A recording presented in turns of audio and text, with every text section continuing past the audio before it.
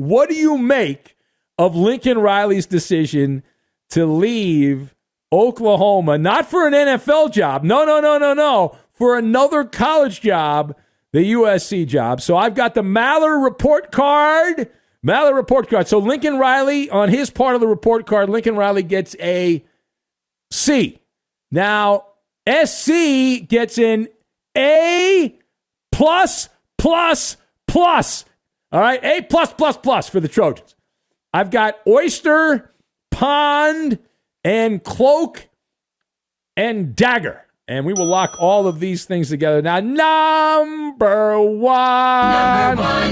It had been assumed, and you know what happens when you assume, it had been assumed that Lincoln Riley, A, was very happy at Oklahoma, and B, was not looking to leave Oklahoma, and C, if he was ever to leave Oklahoma, he was going to go to the NFL. It turns out that all of those things are incorrect. Everything that we thought we knew about Lincoln Riley was a lie. SC didn't have to twist his arm to leave. Now, there's a lot of money involved, but there have been other college football programs that have offered Lincoln Riley a lot of money, and he has said no to those teams. He has decided now to zig when he was expected to zag. His name has popped up how many times? And in the last couple of years, massive offers, high-profile jobs, and no. Every single time. I don't want your stinking job. Riley could have gotten an NFL job. There are going to be multiple NFL jobs open, including big market teams. New York Giants are going to have a coaching opening likely at the end of the year, for example, as a possibility. And depending what happens in the playoffs, there's playoff jobs that will open up here. And so Lincoln could have gotten one of those NFL gigs. The darling of the football universe, the world was this man's oyster, and he's used the wrong fork here. It would appear he's used the wrong fork, a stunning juxtaposition from waiting for an NFL job down the line to leaving a program which has been a juggernaut of offense and one of the more exciting teams in college football that consistently wins double digits and is a threat on the national landscape of college football, to a program that has been stuck in the doldrums. And that's SC. They talk about the glory days of Pete Carroll, and they ran through every hack Pete Carroll assistant, Lane Kiffin and Sarkisian, and these guys did not work out. And so the glory days of SC football, and when you consider all of the things involved in this, there's a lot of money, and we're hearing different reports about exactly how much money, what's real and what's not real. But whatever the offer is, remember, you're going to California, the land of taxation with very little representation. And things aren't going very well in California. You're choosing to live there and leave Oklahoma behind with the fewer taxes and all that. It's a bit of a head scratcher when you consider the fact you've gone down a couple of notches. Like Lincoln Riley, I know he'll live in a nice gated community, and when you have a lot of money, you're not around all of the blight that the rest of us see, that you're able to avoid that, circumvent a lot of that.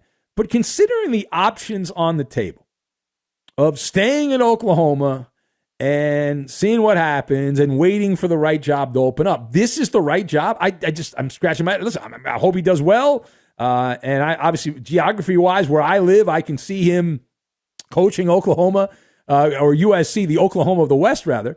Watch him do his thing. But from Lincoln Riley's perspective on the MALLER report card, it's a C move because you're going to a college job rather than an NFL job, and you're going to a place where you have to build it up. Remember, Lincoln Riley took over for Bob Stoops, and he just got the key. Everything was already set up pretty nicely. Like Bob Stoops is the guy that built the Oklahoma football program, and Lincoln Riley inherited that. And to Lincoln Riley's credit, he continued the ship sailing through the open waters, but now he's going to have to go to a place where there's not a lot left. And they have a lot of old trophies and the alumni that love to talk about the good old days, but the good old days are long gone, like a house by the side of the road. Now, the second thing here, actions, as we all know, we learned this when we were kids. I'm sure your parents or your teachers or somebody in your life told you, actions speak louder than words. And when you look at the actions of Lincoln Riley, They don't whisper. They scream out to you the actions of Lincoln Riley. And the way I read this, I've got my super secret decoder ring out. The way I read this move by Lincoln Riley is he wanted no part of the Southeastern Conference. He wanted nothing to do with Alabama and all the other traditional powers in the SEC. He said, I don't need to play Georgia or Alabama or any of those schools. I'm good. And being in the Big 12 was his happy place. It was his utopia. Oklahoma got a chance to pick and choose because of the offensive prowess of Lincoln Riley. The top quarterback every year he could pick and choose. Top skill players, wide receivers wanted to play for Lincoln Riley because they knew they were on the fast track to the NFL. There was very little competition in the Big 12, and Lincoln Riley enjoyed being a massive fish, not even a fish, a blue whale in a small pond. And he's looking out and he said, I want that again. I'm not going to have that when Oklahoma goes to the SEC. And so this is a preemptive strike to cut off Boomer Sooner at the pass. And like, you're going to the SEC? I ain't going with you, pal. See you later. And he looks at the landscape in the Pac-12 and he sees a similar setup. He looks around. He sees the peaks and the valleys of the Pac-12.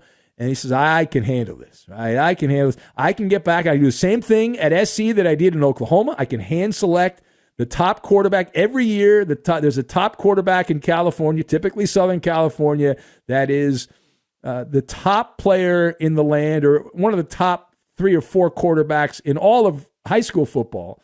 It's fertile recruiting ground in California. And so you get that. Plus, Lincoln Riley made inroads from his time at Oklahoma in the great state of Texas. So he figures he can poach a couple of good players out of the state of Texas and some of the other places Oklahoma went. And it's a national recruiting thing. But the key focus will be in California, where a lot of these players have gone to the Southeastern Conference and to the Big 12 and some other schools, the Big 10, and left California behind. Now, as for the Sooners, though, the other part of this is the trickle-down effect of Lincoln Riley saying goodbye. This is obviously a body blow for Boomer Sooner. They get all that extra money coming in from the Southeastern Conference move. They will get extra helpings of TV money. So they have tons of dough to throw around. There's also some very passionate boosters of Oklahoma football that would like to see the program continue to be a dominating force.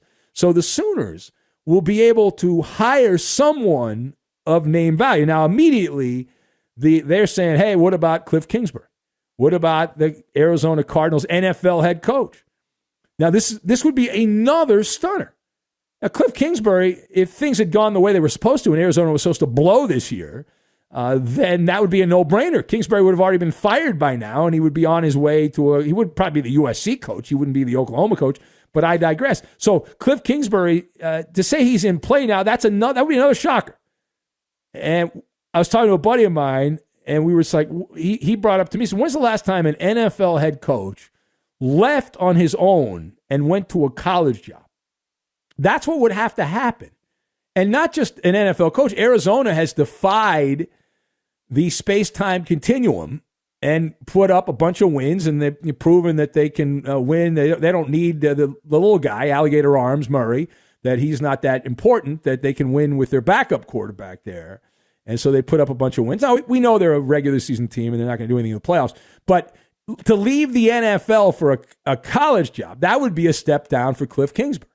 But if Lincoln Riley was willing to do it, then why would Cliff Kingsbury, if it's all about the money, and ultimately money talks, and with the inflation going on in America today, why would you not go where the money is? If you're Cliff Kingsbury, you have to take a meeting. Your agent has to take a meeting with Oklahoma, if for no other reason than to smoke out more money from the Arizona Cardinals and say, hey, you want to keep me? Here's what it's going to cost you. Because Oklahoma's willing to pay me X amount of dollars, and that's what it's going to take. You got to come close to that. If you don't come close to it, I'm gone.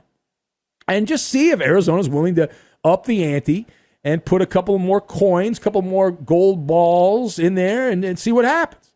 All right? And you can make more to coach Oklahoma. You consider it. I mean, it's your job, right? Ultimately, it's your job. You'd rather be in the NFL than college football. But, hey, all things being equal, you can go back to the NFL at some point.